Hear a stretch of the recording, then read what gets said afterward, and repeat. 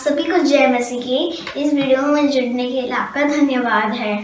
अगर आपने अभी तक हमारे चैनल को सब्सक्राइब नहीं किया है तो जल्दी सब्सक्राइब करें और साथ ही में बेल आइकन को भी दबाएं ताकि आप हमारे अपडेट्स और वीडियोस मिलते रहें। सुसमाचार बांटने के लिए आप हमारी मदद कर सकते हैं। इसके लिए आप फेसबुक, ट्विटर और इंस्टाग्राम पर जुड़ें। आशा है आज का संदेश आपको आशीष देगा। आज एक खास कलाम जो है मैं आप लोगों के साथ बांटना चाहता हूं और उस कलाम की शुरुआत 2 कुरिन्थियों 10 के 3 से मैं करना चाहता हूं। बहुत सारे लोग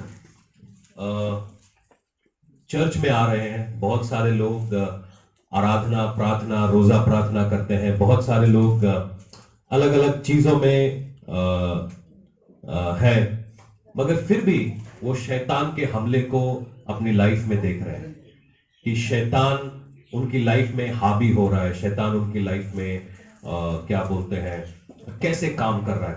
तो आज मैं आपको परमेश्वर के वचन के जरिए से अपनी लाइफ को परमेश्वर के कलाम के हिसाब से कैसे मोड़ना है उसके बारे में मैं आपके साथ बात बांटना चाहता हूं, ताकि आप इसके लिए तैयार हो, आप अपनी जिंदगियों को शुद्ध रख सकें, क्लियर रख सकें, ताकि आप बरकत और आशीषों से भर जाए। कलाम यूं कहता है 2 कुरिन्थियों, आज थोड़ा नोट्स आप लेना चाहते हैं तो ले सकते हैं, काफी सारी बातें हैं जो मेरे दिल में परमेश्वर ने डाली हैं और मैं ये आपके साथ बांटना चाहता हूं। 2 कुरिन्थियों 10 का 3 यूं कहता है, क्योंकि यद्यपि हम शरीर में चलते फिरते हैं तो भी शरीर के अनुसार नहीं लड़ते। यद्यपि हम शरीर में चलते फिरते हैं तो भी हम शरीर के अनुसार नहीं लड़ते। आगे सुनिएगा,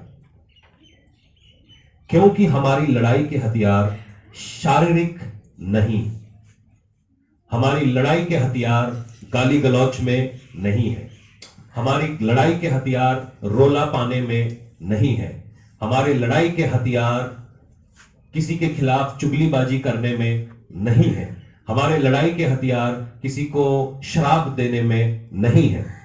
क्या मैं साफ हूं? समझ में आ रही है? ओके। उसके बाद यूं कहता है, क्योंकि हमारी लड़ाई के हथियार शारीरिक नहीं है पर गढ़ों को ढा देने के लिए परमेश्वर के द्वारा सामर्थी है।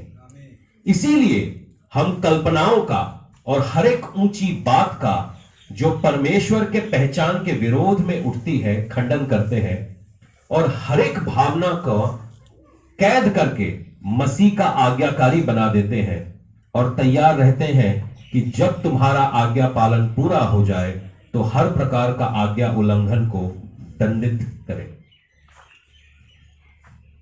जब आपने कभी सोचा है जब प्रकाशित वाक्य का समय पूरा हो जाएगा, परमेश्वर बादलों पर आएगा, परमेश्वर हमें बादलों पर उठा लिया जाएगा और जब नया यरूशलेम स्थापित किया जाएगा तो हम सबका क्या काम होगा उस नए यरूशलेम में? उस नए यरूशलेम में हमारे को क्या रिस्पॉन्सिबिलिटी सौंपी जाएगी? जब नया यरूशलेम, नया सिस्टम आएगा, हम परमेश्वर के कामों को कैरी आउट करने वाले होंगे। परमेश्वर ने जो काम हमको कहे हैं उसको हम पूरा करने वाले होंगे।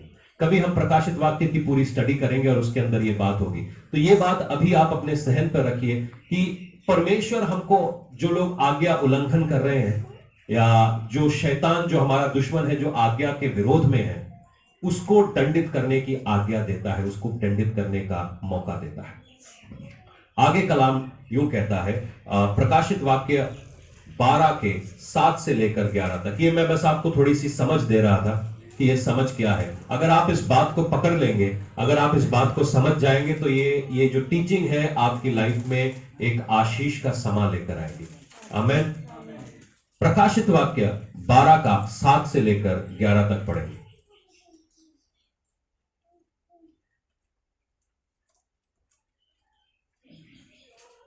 कलाम यहां पर कहता है, फिर स्वर्ग में लड़ाई हुई।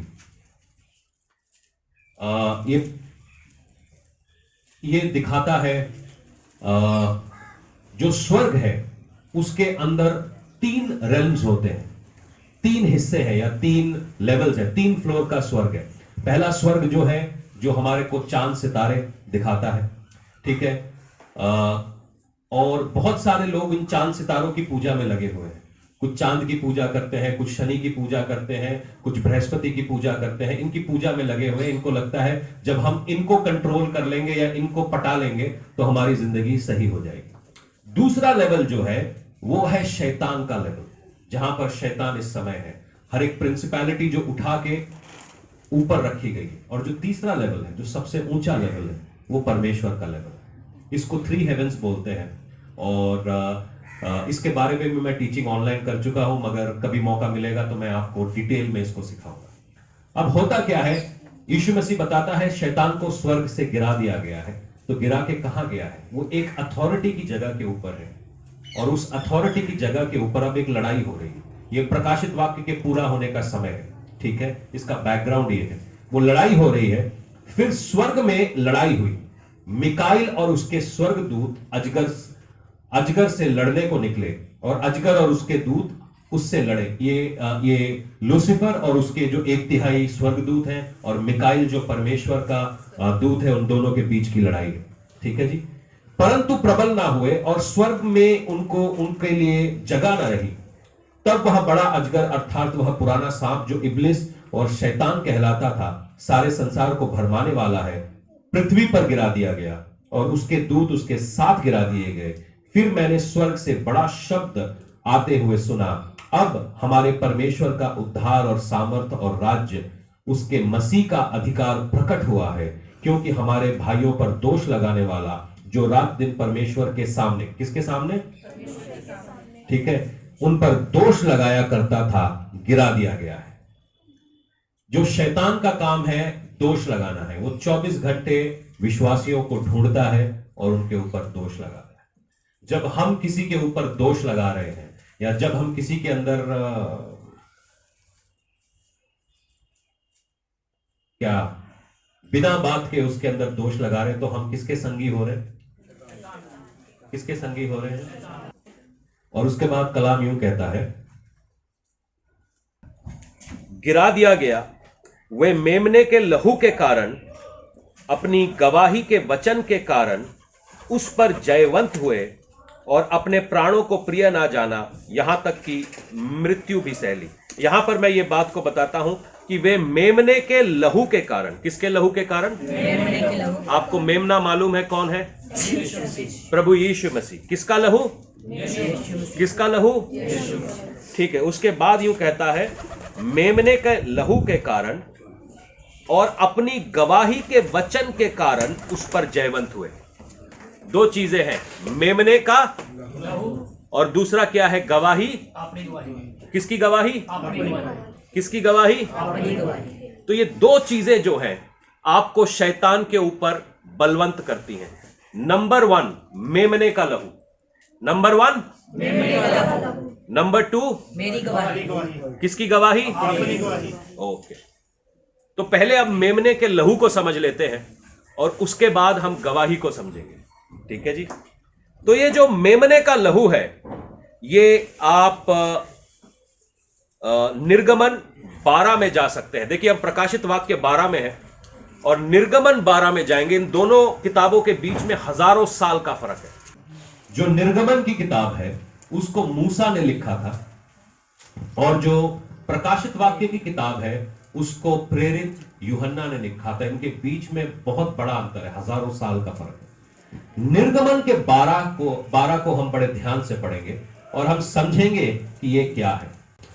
और यदि किसी के घराने में एक मेमने के खाने के लिए मनुष्य कम हो, तो वह अपने सब निकट रहने वाले पड़ोसी के साथ प्राणियों की गिनती के अनुसार एक मेमना ले रखे।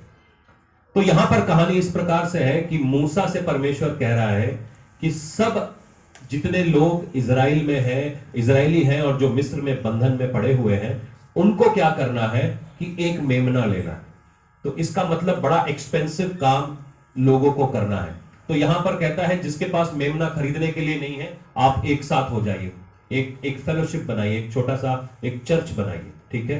क्योंकि आप सब लोग अफोर्ड नहीं कर सकते, तो आप एक चर्च बनाइए, ठीक है?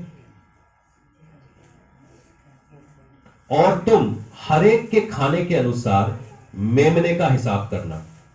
तुम्हारा मेमना निर्दोष और 1 वर्ष का नर हो, और उसे चाहे भेड़ों में से लेना चाहे बकरियों में से लेना, और इस महीने के 14वें दिन उसको रख छोड़ना।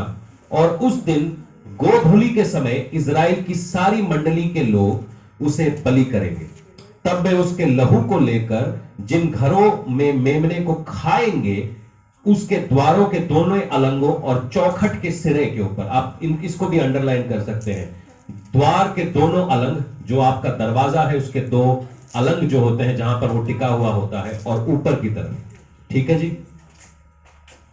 और उसके मांस को उसी रात आग में भूनकर अखमीरी रोटी और कड़वे साग पत्ते के साथ खाएंगे। और इसके आगे की बातें लिखी हुई हैं। तो यहां पर एक बड़ी खास चीज यहां पर मेंशन की गई है कि मेमने का लहू। जो ये मेमने का लहू है, इसको कैसे इकट्ठा किया जाता है? अगर आप मेमने को वैसे ही काट डालेंगे तो उसका जो लहू है वो जमीन पर बिखर जाएगा। मगर यहां पर वचन एकदम क्लियर है कि मेमने को, लहू को क्या करना है? एक कटोरे में लेना है, ठीक है? और आपको कटोरा, जब मैं बोलता हूं लहू कटोरे में है, तो ये क्या याद दिलाता है? परमेश्वर की मेज। यीशु मसीह 1 कुरिन्थियों 11 में कहता है, उसने बियारी के पीछे कटोरा लिया और कहा कि ये कटोरा मेरे लहू में, कटोरा दिया गया है। यीशु मसीह का लहू जो है वो दिया गया है, ठीक है जी? और यीशु मसीह का लहू कटोरे में है। मगर कटोरे में लहू होने से कोई फायदा नहीं। हम में से सारे लोग यीशु का लहू चिल्ला सकते हैं। जितने पेंटिकॉस्ट चर्चेस में जाते हैं, यीशु का लहू इसके ऊपर, यीशु का लहू उसके ऊपर, यीशु का लहू इसके ऊपर। जब तक हम उस लहू को समझेंगे नहीं, जब तक वो लहू का कैसे इस्तेमाल करना है हम नहीं समझेंगे, आप लहू लहू चिल्लाते रहिए, कुछ नहीं होने वाला। कलाम कहता है लहू वहां पर मौजूद था, उस मेमने को उन्होंने मारा और कटोरे में लहू लेकर रख दिया। लहू अवेलेबल है, मगर लहू के साथ खाली रखना फायदा नहीं है, उसको आगे तक लेके जाना है। कलाम यूं कहता है, ये जो अंग्रेजी की किताब है उसमें लिखा है, हिसोप नाम का एक पौधा होता है, वो पौधे के ऊपर लहू के अंदर वो पौधा डुबाएंगे और अपने द्वार के अलंगों, मतलब 2 साइड, लेफ्ट एंड राइट के ऊपर उस लहू को लगाएंगे और लहू को ऊपर लगाएंगे, क्योंकि लहू नीचे की चौखट पे नहीं लग सकता, क्योंकि मेमने के लहू के ऊपर जो पांव रखते हैं उसको बहुत बुरा माना जाता है। अगर यीशु मसीह के लहू के ऊपर, बाइबल बताती है जब भी हम पाप करते हैं, परमेश्वर के वचन से फिर जाते हैं, तो उसको बुरा माना जाता है। ये इब्रानियों की किताब में लिखा हुआ है, ठीक है जी? और यहां पर ऐसा लिखा है कि उससे आप क्या करेंगे? उससे अपने दरवाजों के ऊपर करेंगे, उससे अपने दरवाजों के ऊपर आप उस लहू को लगाएंगे, चौखाट के ऊपर, पैर रखने वाली जगह पे नहीं, ऊपर और साइड में। बात क्लियर है? ओके जी। अब क्या है बाइबल को आज हम इसको नए चर्च के हिसाब से देखते हैं, आज के मॉडर्न डे चर्च के हिसाब से देखते हैं। यीशु मसीह का लहू हमारे सामने मौजूद है, ठीक है जी? हम हर मंथ के एक दिन हम उसका प्रभु भोज करते हैं, मगर हम में से बहुत से लोग उसका हिस्सा नहीं बनते। लहू है, उसने लहू हमारे से पैदा होने से 2021 साल पहले ही बहा दिया है। लहू है, लहू दिया गया है, लहू मौजूद है, मगर लहू को जब तक आप अपनी चौखट पे नहीं लगाएंगे तब तक उसका फायदा नहीं होगा। क्या मेरी बात समझ में आई? पंजाब में एक थॉट प्रोसेस है कि जब मैं 90 साल का हो जाऊंगा, मरने से एक दिन पहले मुझे बपतिस्मा दे देना। मैं बस मरने वाला हूं, उससे पहले मुझे बपतिस्मा दे देना ताकि मेरे हाथ से पाप ना हो। मगर मैं ये आपको बता दूं, आपके सारे पाप कवर्ड किए गए हैं उस यीशु के लहू के द्वारा। आपने क्या करना है? उस लहू को अपनी जिंदगी में कैसे लेकर आना है। बाइबल बताती है, निर्गमन 12:12 यूं कहता है, क्योंकि उस रात मैं मिस्र देश के बीच में से होकर जाऊंगा और मिस्र देश में क्या मनुष्य क्या पशु सब पहलोटों को मारूंगा और मिस्र के सारे देवताओं को भी मैं दंड दूंगा। मैं यहोवा हूं। मैं जिन घरों में तुम रहोगे पर वह लहू तुम्हारे लिए क्या ठहरेगा? क्या ठहरेगा? चिन्ह ठहरेगा। अर्थात मैं उस लहू को देखकर तुमको छोड़ जाऊंगा, और जब मैं मिस्र देश के लोगों को मारूंगा तब वह विपत्ति तुम पर ना पड़ेगी, तुम नष्ट ना होगे। लहू है, मगर लहू को हमने अपनी जिंदगी में लिया नहीं है, तो वो हमारे लिए किसी काम का नहीं। यीशु मसीह ने अपना लहू बहा दिया। उसने मुसलमानों के लिए लहू बहा दिया, उसने सिखों के लिए लहू बहा दिया, उसने हिंदुओं के लिए लहू बहा दिया। मगर जब तक हम उस लहू को लेकर अपनी जिंदगी के ऊपर लगाते नहीं है, अपने दरवाजों के ऊपर लगाते नहीं है, तब तक वो लहू किसी काम का नहीं है। आपको मालूम है आपकी जिंदगी में कई सारे दरवाजे हैं, खिड़कियां हैं, आंखें, कान, नाक, डिसर्नमेंट। जब भी मैं सपनों में नाक देखता हूं ना, नाक जो है सबसे बढ़िया चीज है। आपके सामने व्यभिचार की तस्वीर चल रही होगी तो सब आंखें खोल के उसको देखेंगे, मगर नाक में इतनी सी बो आ गई तो भागता है।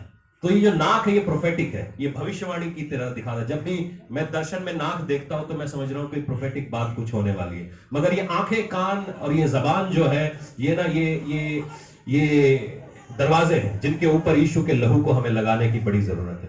और कलाम यूं कहता है कि यीशु के लहू को जहां कहीं पे भी लगाया जाएगा, वहां पर जो परमेश्वर का दंड है, जो हमारी पाप, हमारी गलतियों की वजह से जो दंड है, वो उस घर के ऊपर ना पड़ेगा। और जो कोई भी उस दरवाजे के पीछे रहेगा जिसके ऊपर लहू है, वो बचा लिया जाएगा। मेरी बात समझ में आई? यीशु का लहू समझ में आया? आमीन।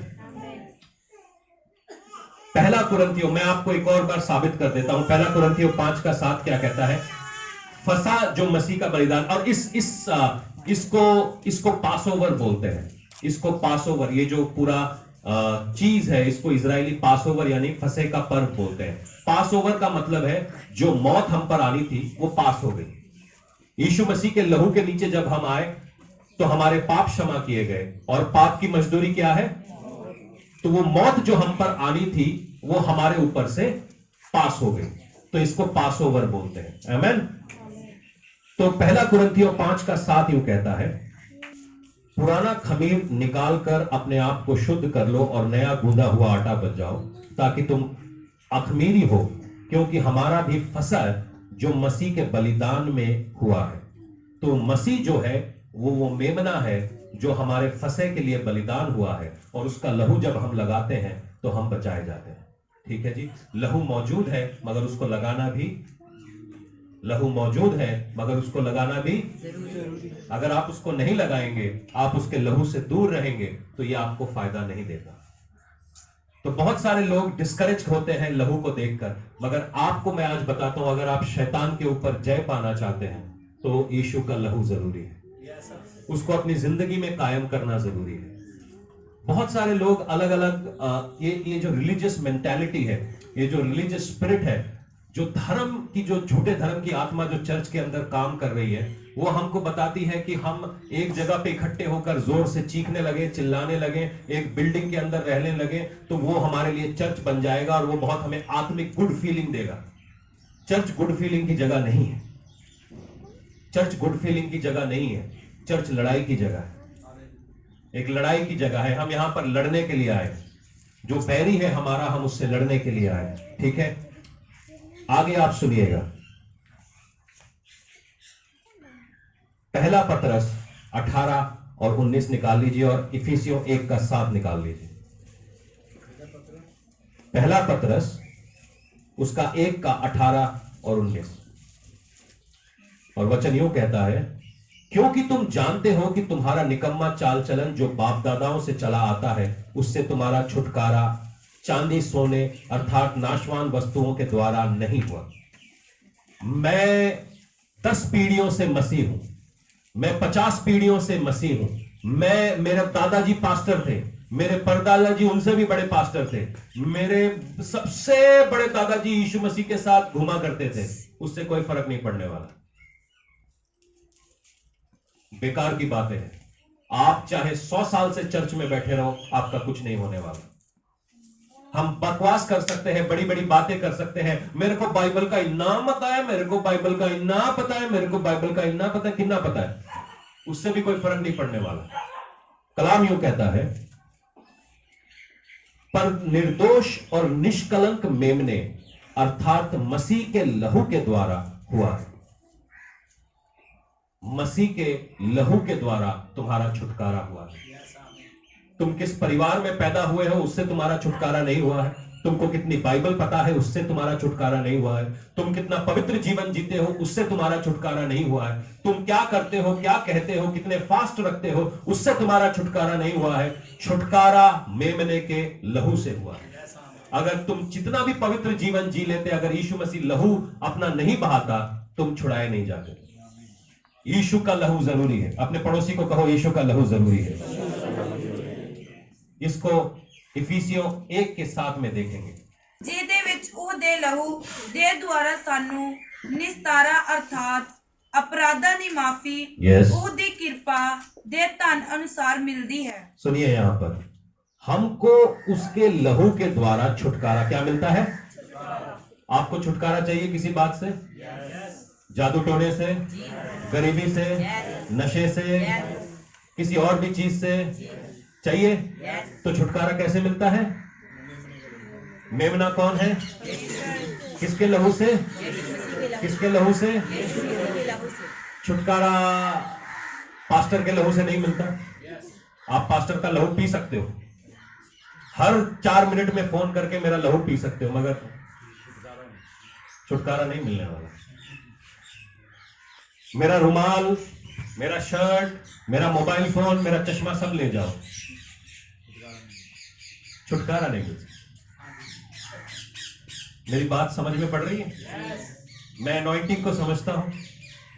हमने तेल देते हैं, प्रेयर करके देते हैं, लोग छूटते हैं। मेरी बात समझ रहे हैं?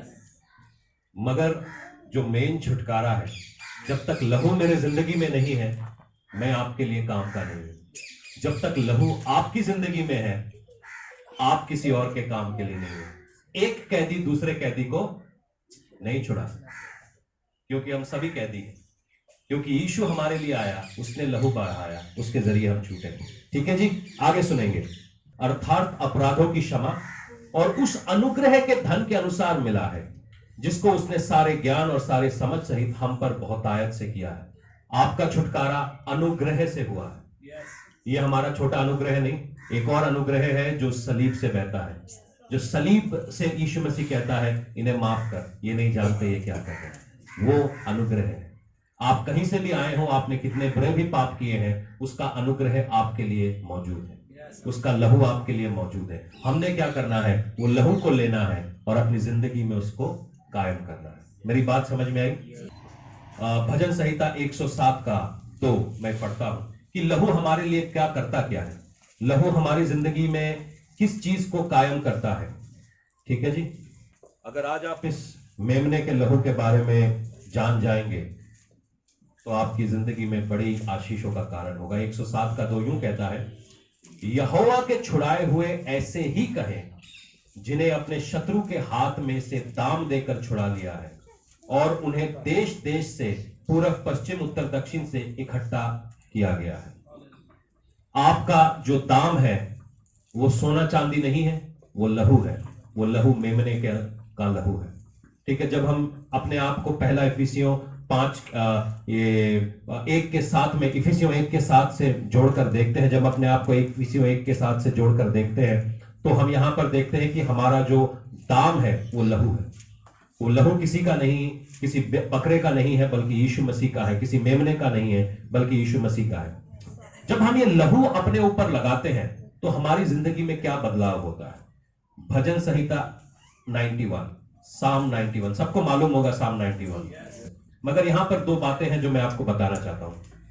जो परम प्रधान के छाए हुए स्थान पर बैठा रहे, वह सर्वशक्तिमान की छाया में ठिकाना पाएगा। छाया किसकी होती है? मतलब ये जो इब्रानी में जब हम इस साम को पढ़ते हैं, इस भजन को पढ़ते हैं, तो इसका मतलब है बाहर अंधेरा है और अंधेरे में अब मैं कहां जाऊं?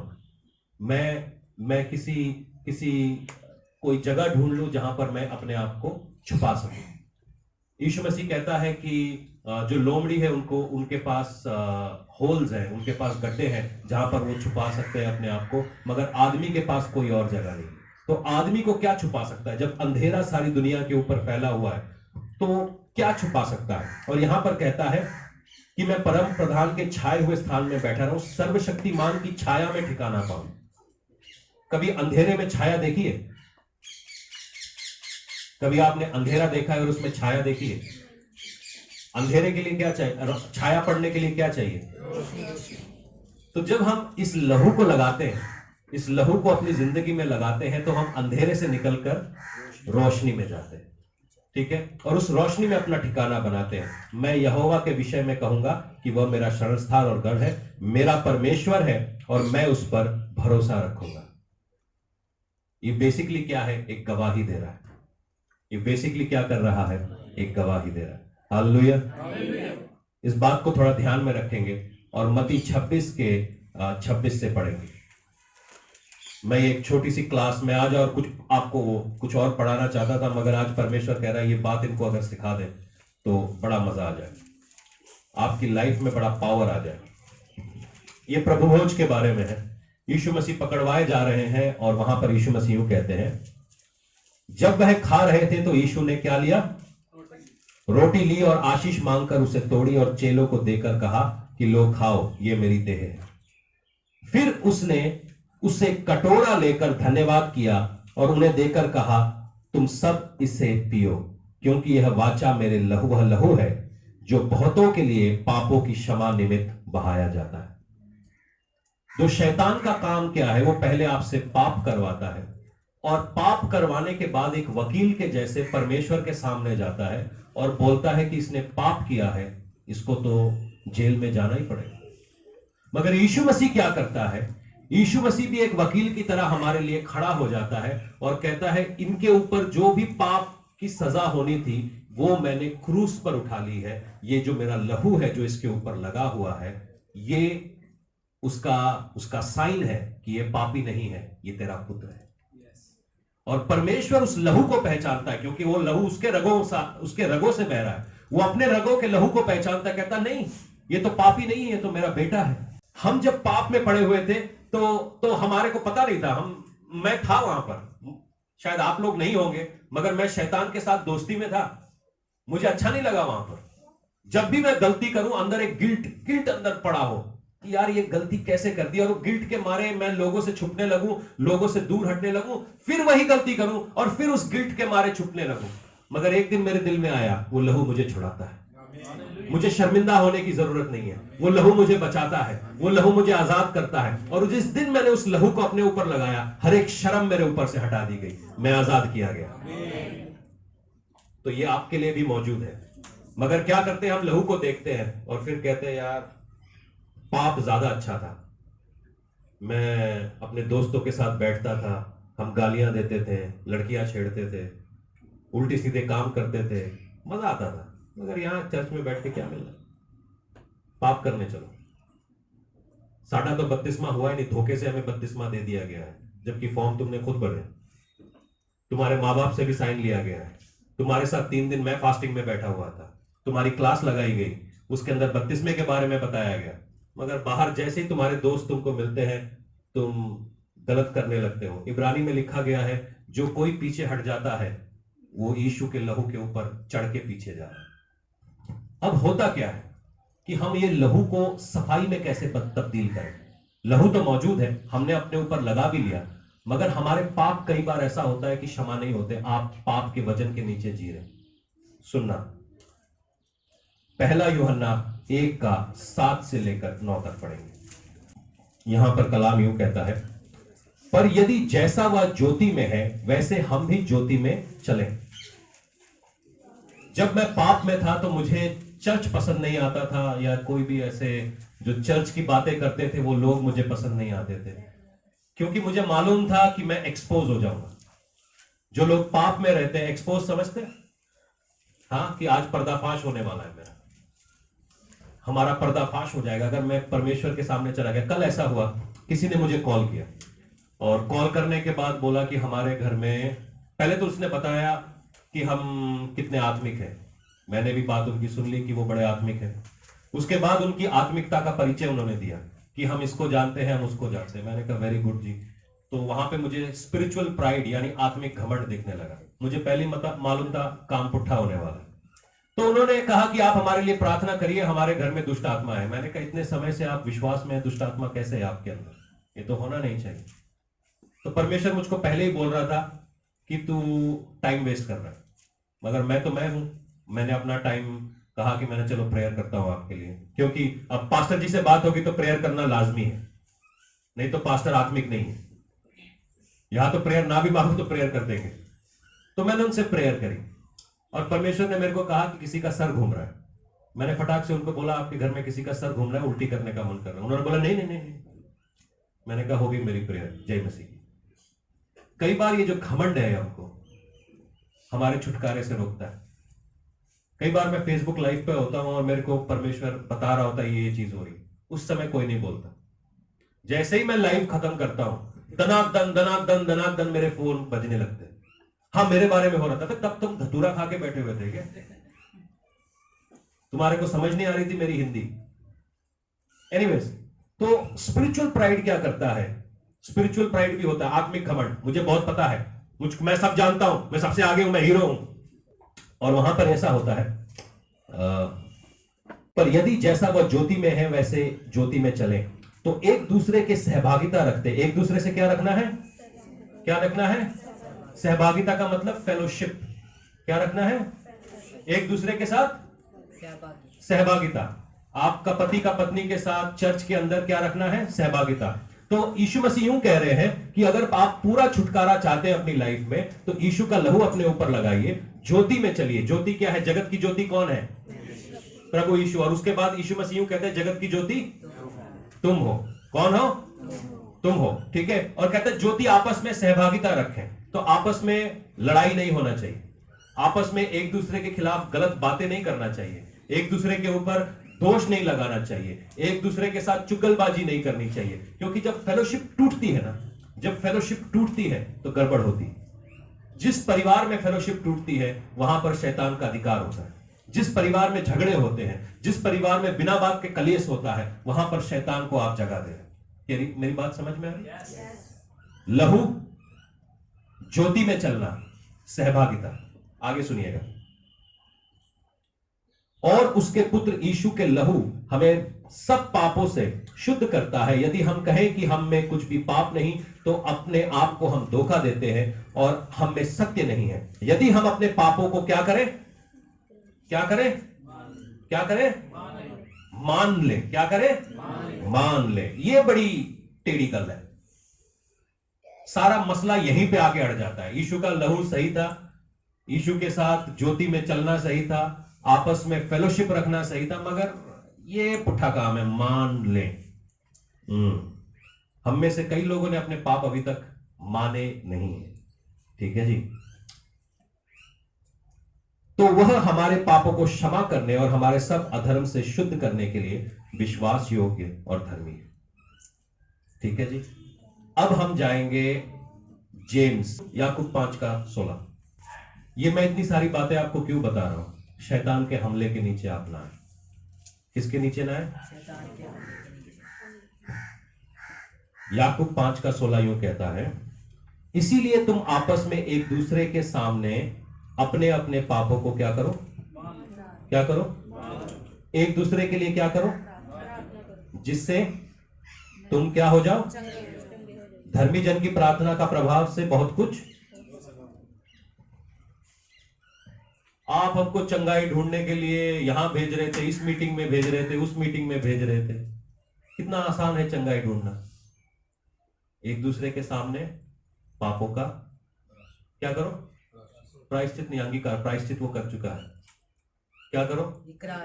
मान लो। मान लो। सिंपल है। इतनी बड़ी क्या कितना थियोलॉजी है? पास्टर जी तुम्हारे ऊपर हाथ रखते ही मैं चंगा हो गया। ये सिंपल है, इसके पास आओ। मगर ये बात माननी किससे है? किसके सामने अपने पापों का अंगीकार करना चाहिए? ओ प्राजी, पूरे गांव में पता चल जाएगा तूने क्या क्या किया है। पहला इसका तेनू पता ही नहीं। हाँ। जो आत्मिक रीति से सही है, जो आपको मालूम है आपका मखौल नहीं उतारेगा, आपको मजाक नहीं करेगा, जिसके खिलाफ आपने गलती की है, खैर ऑब्वियसली उसको तो पता ही है कि आपने किया है, आप जाके उससे माफी मांग सकते।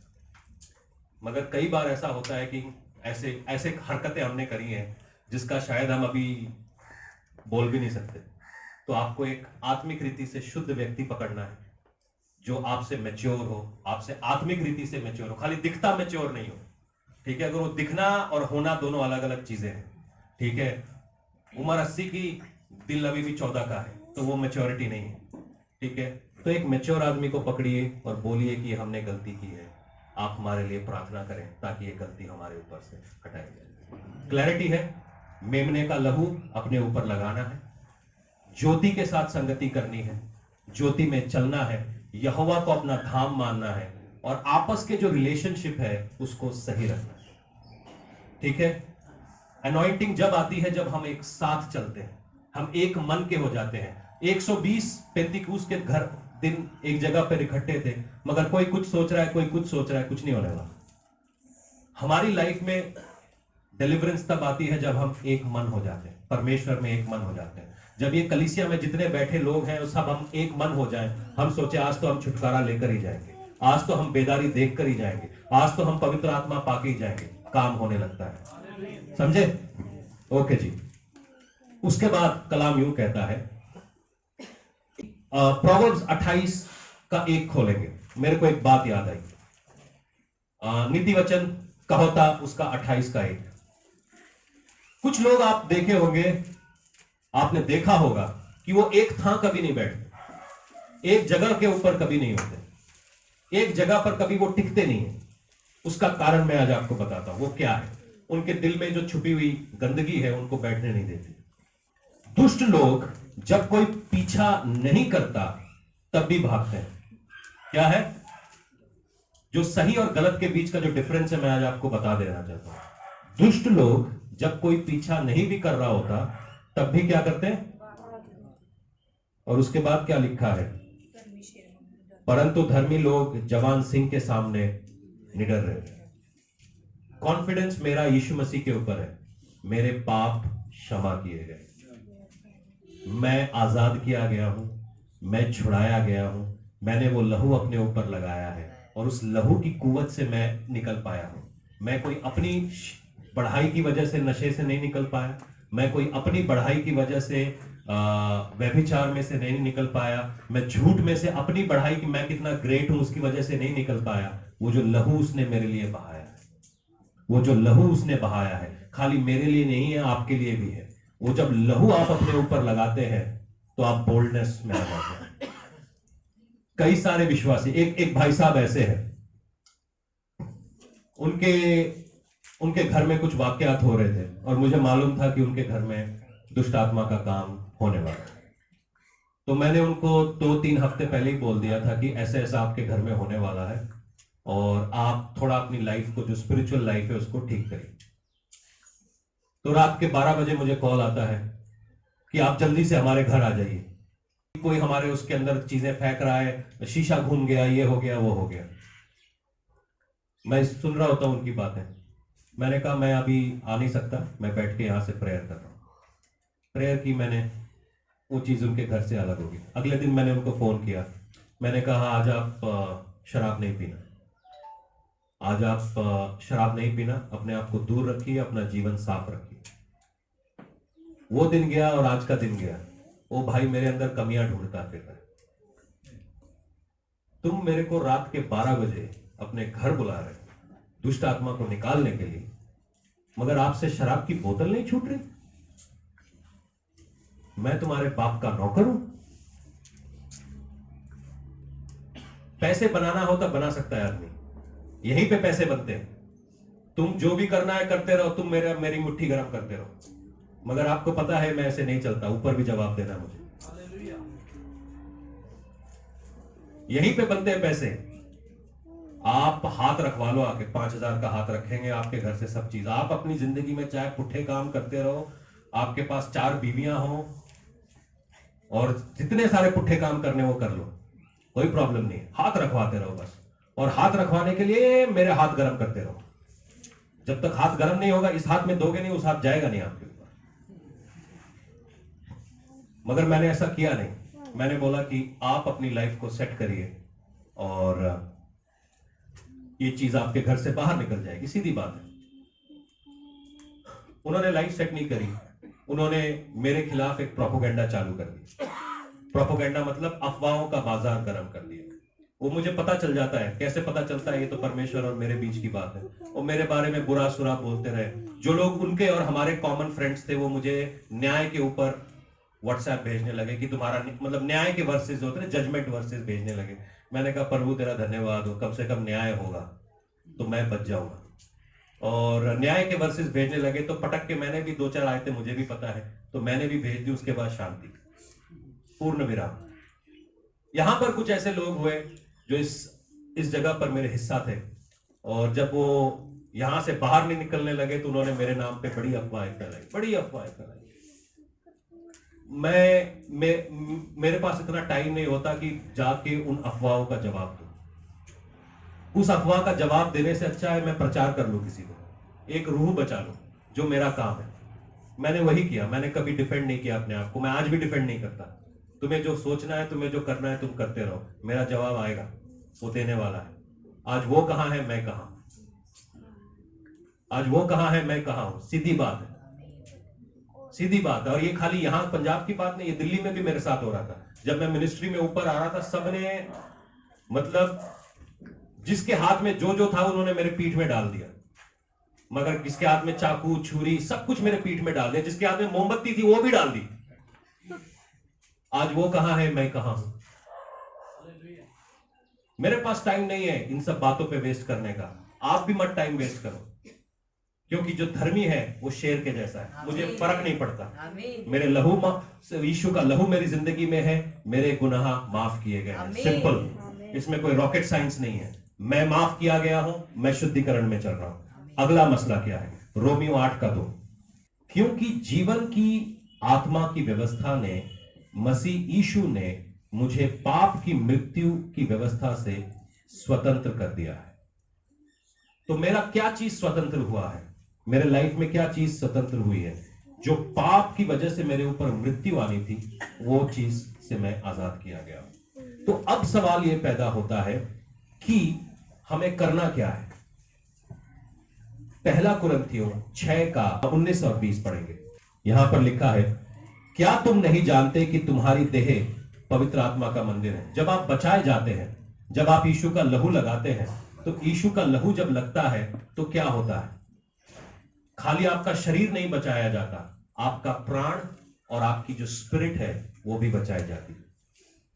यीशु हमारे आत्मा को बचाने आया, हमारी रूह को बचाने आया। जब यीशु का लहू लगता तो हमारे शरीर में है। जो बपतिस्मा होता है वो एक शारीरिक क्रिया है, वो एक शरीर की क्रिया है कि हम अपने आप को वचन के अनुसार से हलीम कर रहे हैं और परमेश्वर के हाथ में अपने आप को दे रहे हैं और वो हमें छुड़ा रहा है। ये एक शारीरिक क्रिया है, ये इसमें कोई इसके अंदर कुछ स्पिरिचुअल नहीं है। मगर एक्चुअली में क्या हो रहा है, ये आपकी रूह बचाई जा रही है।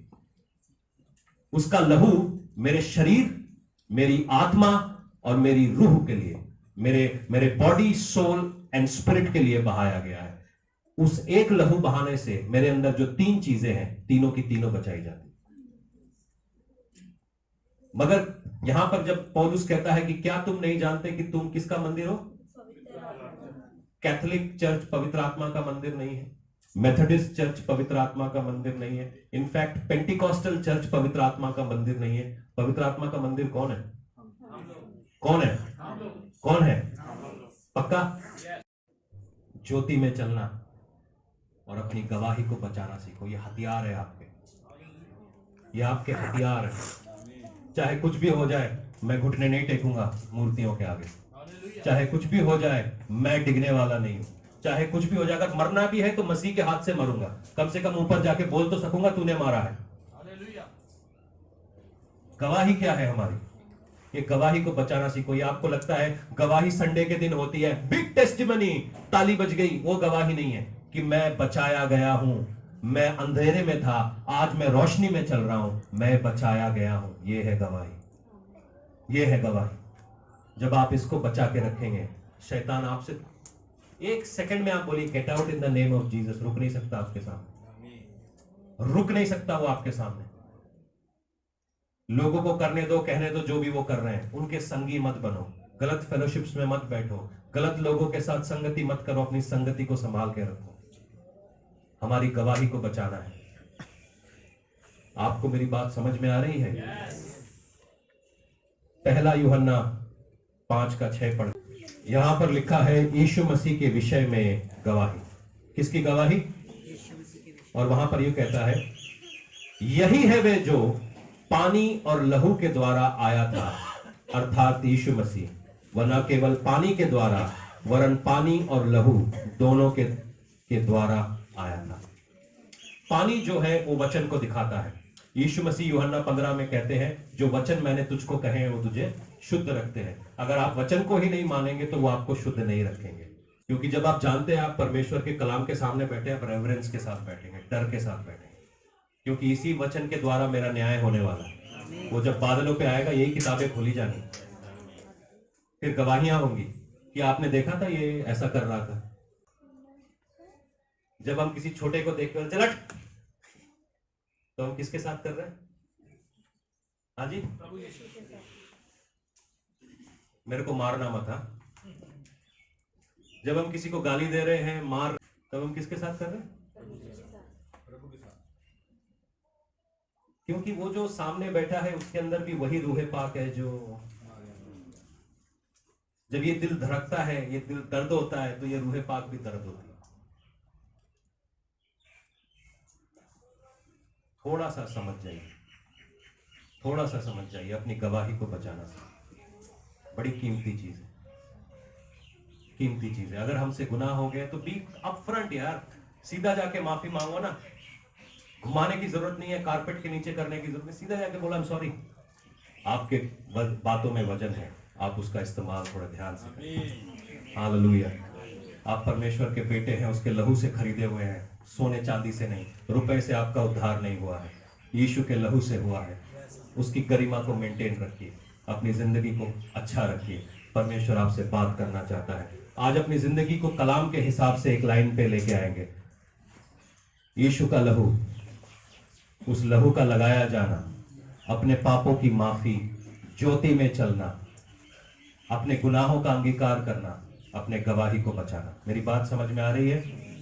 यीशु का लहू बहाना, उस लहू को अपनी जिंदगी में लगाना, उस ज्योति में चलना, वचन में चलना, अपने गुनाहों को मान लेना और अपने गवाही को बचाना। ये 5 बातें अगर आपने याद रखी हैं, आपको अधिकार है शैतान को बोलो get out in the name of Jesus. इस चीज को अपनी लाइफ में लेकर आ जाओ, इस चीज को अपनी लाइफ में लेकर आइए, इस चीज को अपनी लाइफ में लेकर आइए। हालेलुया। इस चीज को अपनी लाइफ में लेकर आइए कि परमेश्वर मैं आपके वचन के हिसाब से चलने वाला, खुदावन मैं अपने आप को उस लहू से धोता हूं।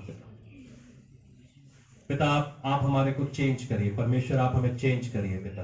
परमेश्वर जो भी गलतियां हैं मैं उनको माफी मांगता हूं उसकी। हालेलुया। लहू परमेश्वर, वो लहू मेरे ऊपर उड़ेलिए पिता।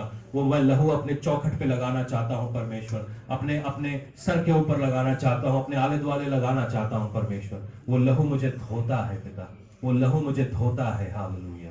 वो वचन के हिसाब से मैं अपनी जिंदगी बचाना चाहता हूं। वो गवाही अपनी मेरी लाइफ में इतनी स्ट्रांग गवाही होनी चाहिए परमेश्वर कि शैतान डरे। हालेलुया। वो गवाही के जरिए से हम क्या कर रहे हैं, लोगों को दिखाने के लिए नहीं बल्कि परमेश्वर को दिखाने के लिए, परमेश्वर के सामने सही होने के लिए, परमेश्वर के सामने सेट होने के लिए।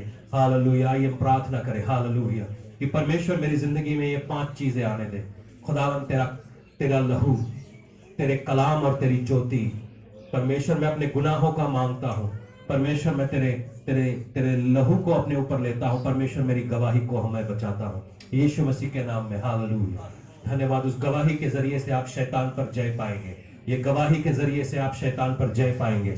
गवाही के जरिए से मैं कोई चोर, मैं चोर था मगर अब मैं चोर नहीं हूं, मैं व्यभिचार में था मैं अब व्यभिचार में नहीं हूं, मैं नशे में था मैं अब नशे में नहीं हूं, मैं पाप में था मगर आज मैं पुत्र हूं, मैं पाप में था मगर आज मैं पुत्र हूं। और आज चंगाइयां आज आपके लिए यहां पर मौजूद है, आज आपके छुटकारे यहां पर मौजूद है। अगर ये बात आपकी समझ में आ रही है तो ये बात आपके लिए मौजूद है, ये बात आपके लिए मौजूद है यीशु मसीह के नाम में। अपने आप को उस पोजीशन पर लेकर आइए। ये छुटकारे, ये गवाहियां, ये चंगाइयां, ये सब आपके लिए की जा रही हैं। ये 2021 साल पहले कर दिया जा चुका है। अपने आप को उस पोजीशन पर लेकर आइए। जो शैतान आपके कानों में बातें डाल रहा है, जो बातें कह रहा है परमेश्वर, उसको आज तोड़ दीजिए यीशु मसीह के नाम में। और खुदावन अपने आप को पोजीशन करिए। खुदावन को कहिए कि आप मुझे पोजीशन करें पिता, पोजीशन मी ओ लॉर्ड। परमेश्वर इन तीनों बातों को एक लाइन में मेरी लाइफ में लेकर आइए।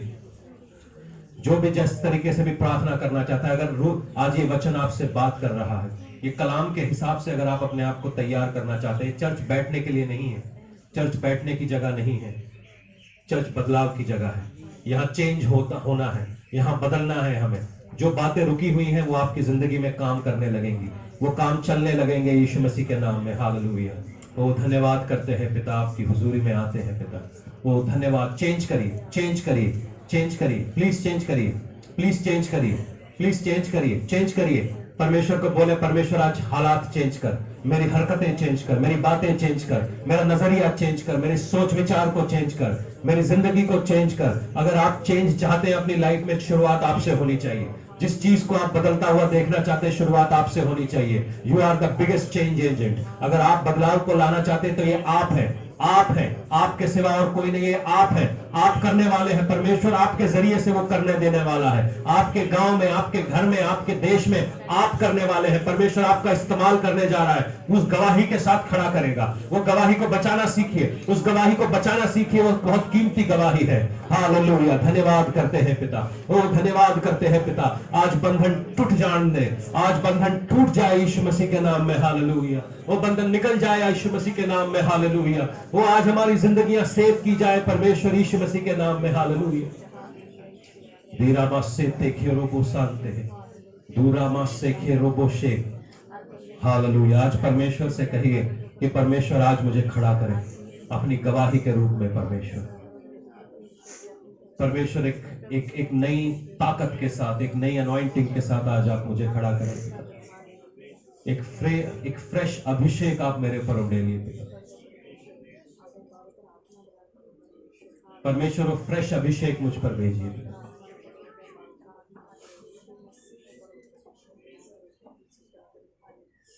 वो फ्रेश अभिषेक आप मेरे ऊपर उड़ेलिए पिता। The fresh anointing Lord. प्रभु वो फ्रेश अनॉइंटिंग मांगते अपने ऊपर कि मैं इस लहू के जरिए से